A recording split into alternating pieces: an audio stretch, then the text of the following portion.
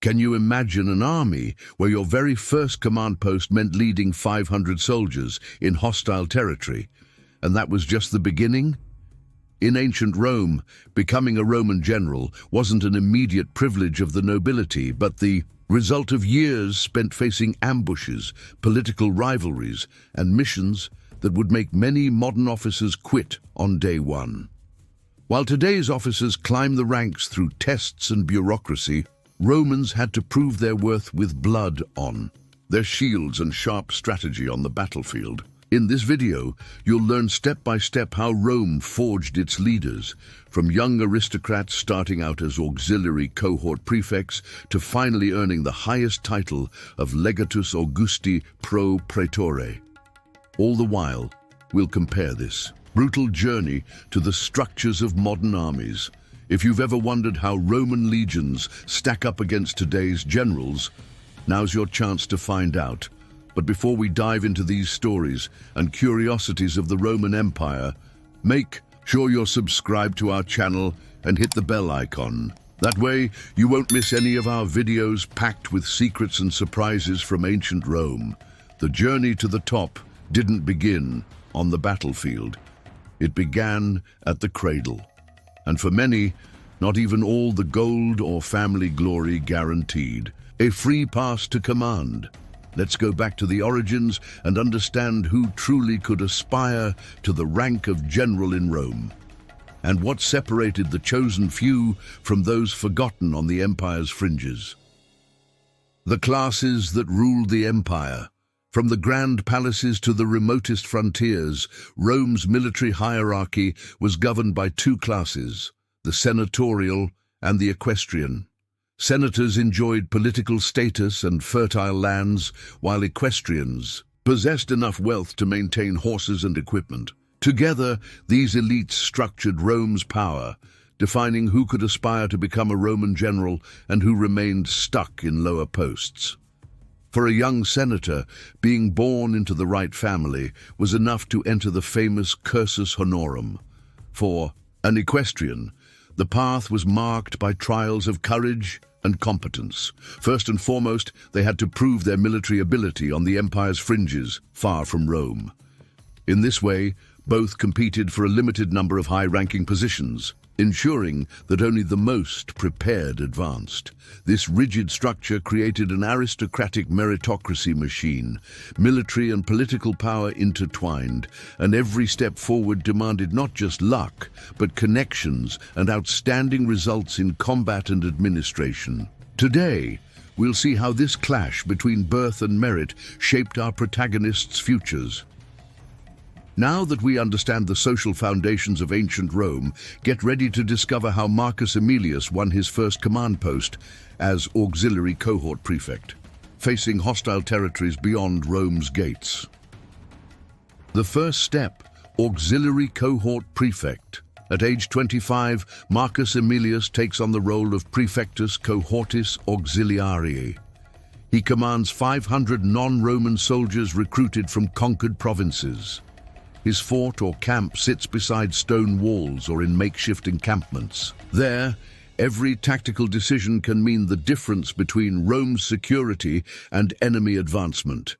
For 3 years, he learns to navigate cultural differences and diverse languages. Roman discipline blends with local combat styles, bows and arrows, light cavalry and ambushes in the woods. This initial experience forges his adaptability and brings him to the attention of senior officers, crucial for his career. Auxiliary prefect positions were scarce, about 83 across the entire empire each year, and contested by hundreds of young equestrians. Winning this selection required political patronage and proof of bravery on dangerous missions. Marcus survives ambushes and proves his competence, earning his name among future leaders.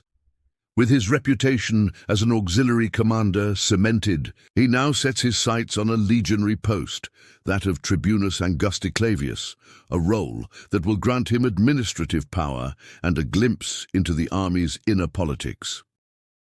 Tribunus Angusticlavius, the narrow-striped tribune, donning the tunic with the narrow red stripe, Angusticlavius, Marcus joins the staff of a legion of 5,000 legionaries. His role isn't to lead troops in battle, but to handle logistics, procuring supplies, transporting weapons, and scrutinizing the camp's finances. Working side by side with the legion's Legatus, he discovers the complexity of keeping thousands of men battle-ready. Resolving supply crises, negotiating with provincial vendors, and ensuring troops are paid on time become his daily duties. There are only 5 narrow-striped tribunes per legion and 28 active legions, creating high turnover and fierce competition. More than administrative skill, Marcus must display diplomacy with senators and generals to secure his next promotion. But would backstage politics alone be enough for his next leap? Now we embark on the elite cavalry command. The cavalry command, Prefect of the Ala, moving from staff officer to commander of 500 non-Roman cavalrymen, is a major leap in the military hierarchy. As Prefectus Alae, Marcus wears lightweight armor, mounts a powerful warhorse, and leads swift attacks against enemy tribes. During patrols and reconquests, the ALA's mobility is decisive. Marcus coordinates cavalry charges across open terrain, cuts off enemy supply lines, and protects the legion's flanks. Each victory further cements his reputation as a versatile officer. Of the 73 existing alae, only 24 vacancies arise each year. Beyond courage, his prestige in the Senate and military courts determines his selection.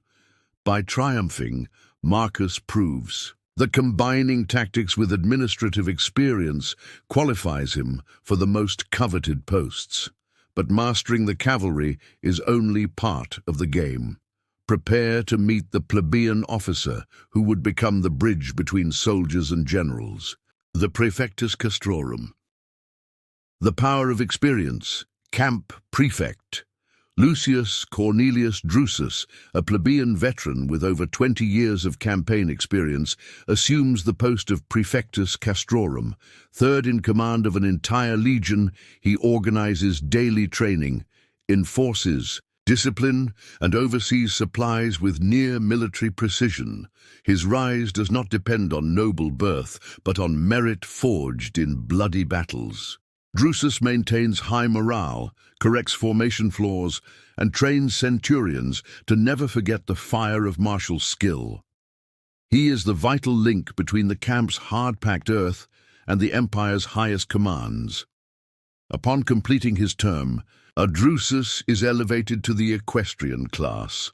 His example proves that in the Roman army, experience could override privilege, provided you survived long enough to earn your reputation. Have you ever wondered how this role shaped an empire's destiny? Leave a like now and help us continue bringing stories like this. The young aristocrat and the Cursus Honorum, broad-striped Tribune. At 20 years old, Gaius Julius Severus dons the toga with the broad purple stripe, Laticlavius, and takes the position of Tribunus Laticlavius. Second in command of a legion, he participates in war councils and stands in for the Legatus when absent.